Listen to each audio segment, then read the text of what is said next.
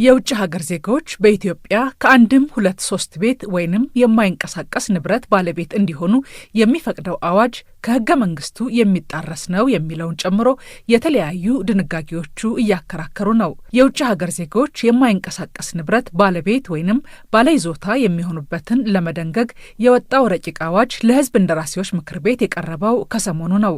ሕጉ ለውጭ ዜጎች ለመኖሪያም ሆነ ለኪራይ ቤት የሚገነቡበት መሬት እንዲያገኙ የቤቱን ባለቤት እንዲሆኑ የሚፈቅድ ነው። በሕገ መንግስቱ የንብረት መብት በተደነገገበት አንቀጽ 40 ንዑስ አንቀጽ 3 የገጠርም ሆነ የከተማ መሬትና የተፈጥሮ ሀብት የባለቤትነት መብት የመንግስትና የሕዝብ ብቻ ነው ይላል። መሬት የማይሸጥ የማይለወጥ የኢትዮጵያ ብሔሮች ብሔረሰቦችና ሕዝቦች የጋራ ንብረት እንደሆነም ይደነግጋል። ይህን በመጥቀስም አሁን ለውጭ ሀገር ዜጎች የቤት ባለቤት እንዲሆኑ በሕግ መፈቀዱ ከሕገ መንግስቱ የሚጋጭ ነው ብለው የሕዝብ እንደራሴዎች ምክር ቤት አባላትም ሲከራከሩ ተደምጠዋል። በጉዳዩ ላይ ማብራሪያ የጠየቅናቸው የሕግ ባለሙያው አቶ አምደ ገብርኤል አድማሱ ግን በዚህ አይስማሙም። አዋጁ የሚያስከትላቸውና ጥንቃቄ የሚያስፈልጋቸው ነገሮች ቢኖሩም ከሕገ መንግስቱ ጋር ይጋጫል በሚለው ግን አልስማማም ያሉት ለረዥም ጊዜ በፌዴሬሽን ምክር ቤት የሕገ መንግስት አጣሪ ጉባኤ አባል የነበሩትና አሁን በግላቸው የሚሰሩት የሕግ ባለሙያው አቶ አምደ ገብርኤል ለዚህ መከራከሪያቸው ሁለት ነው። የመጀመሪያው ሕገ መንግስቱ የውጭ ሀገር ዜጎች የማይንቀሳቀስ ንብረት ባለቤት እንዳይሆኑ ክልከላ አልጣለም የሚለው ነው።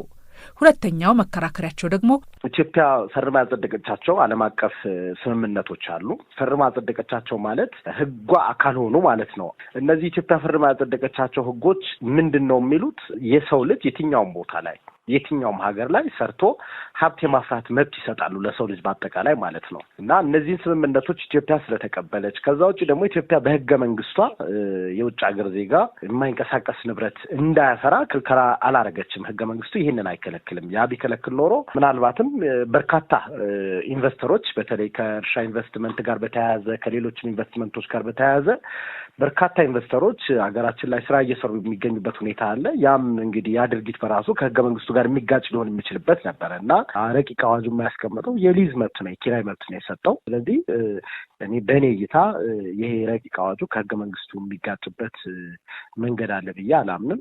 ረቂቅ አዋጁ ለማንኛውም የውጭ ባለ ሀብት በትንሹ $150,000 የተከፈለ ካፒታል አስይዞ የቤት ባለቤት የመሆን መብትን ይሰጣል። በዚህም ማንኛውም የማይንቀሳቀስ ንብረት ባለመብት ከሆነ ኢትዮጵያዊ ዜጋ የተሰጠውን የንብረት መብት ሁሉ ይጎናጸፋል እንደማለት ነው። ከፍተኛው ጣሪያ በመመሪያ የሚወሰን ቢሆንም ከአንድ በላይ ቤት እንዲኖራቸውም ሕጉ ይፈቅዳል።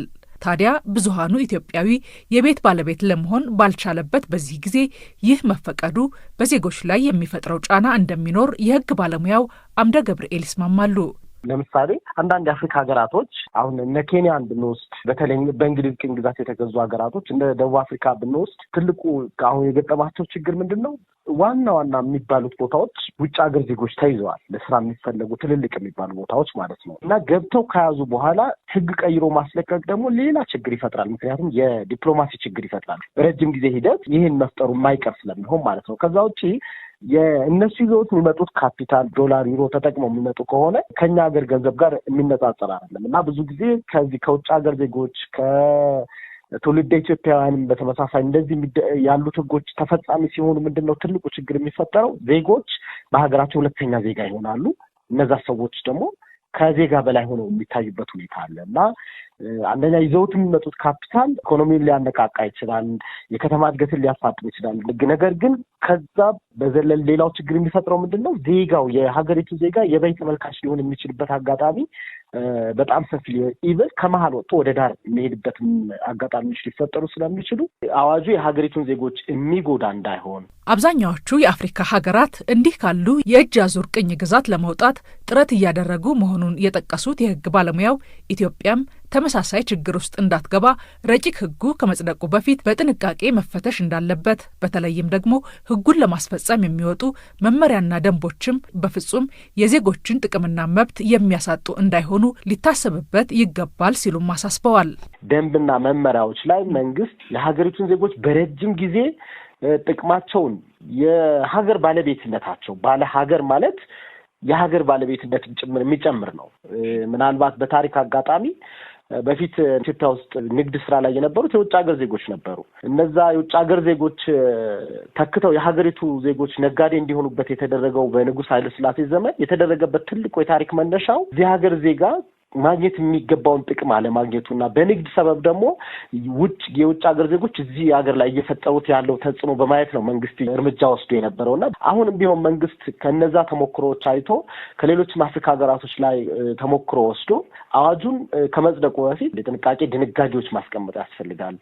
ምክንያቱም ገንዘብ ይዞ የሚመጣ አካል በሙሉ እኛ ሀገር ላይ ማንንም የመደለል አቅም ይኖረዋል፣ ይታወቃል። ምንም የሚሸፈን ነገር አይደለም። አሁን የአብዛኞቹ የአፍሪካ ሀገራቶች እጅ አዙር ቅኝ ግዛትን በጣም ገፍተው ለመከላከል ጥረት እያደረጉ ያሉበት ሁኔታ ምንድነው? በእንደነዚህ አይነት ሰበቦች በእጅ አዙር የመገዛት በእጅ አዙር ጥቅም የማጣት ነገሮች በስፋት ስለሚታዩ በዚህ አዋጅ ምክንያት ግን ከውጭ የሚመጣብን የትኛውም አይነት ተጽዕኖ የዲፕሎማሲም ሆነ የደህንነትም የጥቅም ማጣትም ችግር እንዳይኖር አዋጁ ላይ ተገቢው ጥንቃቄ ማድረግ ያስፈልጋል።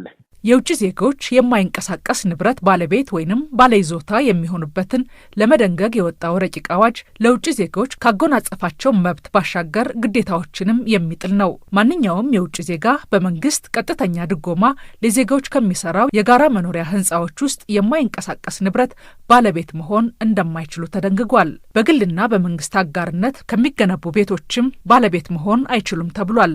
እንዲሁም የማይንቀሳቀስ ንብረት ባለቤት ለመሆን ከሀገር ውስጥ የፋይናንስ ተቋም ወይንም የገንዘብ ምንጭ መበደርም ሆነ ገንዘብ ማሰባሰብ እንዳይችሉም በረቂቅ ህጉ ክልከላ ተጥሏል።